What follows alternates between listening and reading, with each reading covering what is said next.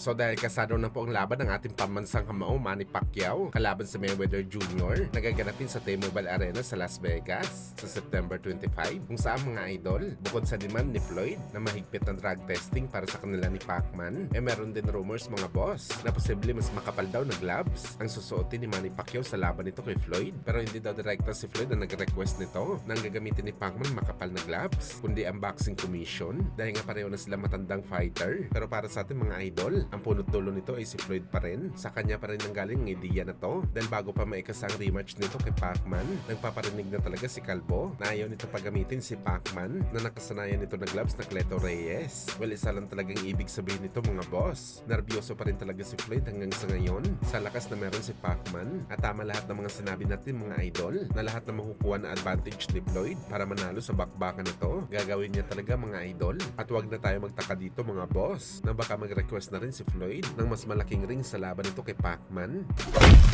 Samantala sa naging exhibition fight naman po mga boss sa pagitan ng dalawang legend sa bansang Mexico na si Julio Cesar Chavez Sr. kalaban si Jorge Arce na dating tinalo ni Donaire sa bakbakan kung saan mga idol merong headgear ang dalawang legend pero pukpukan ng bakbakan at nang sumandal na sa lubid itong si Arce merong tao mga idol na pumagit na sa laban pero imbis na awatin mga boss binanatan ni Arce ang tao akala niya si Chavez Sr. pero nang nakita nito si Chavez sa gilid wala tuloy-tuloy pa rin ang bugbugan nila mga boss. Ngayon lang tayo nakakita mga idol sa laban na merong tao sa loob ng ring bukod sa referee pati cameraman mga idol na sa loob na rin.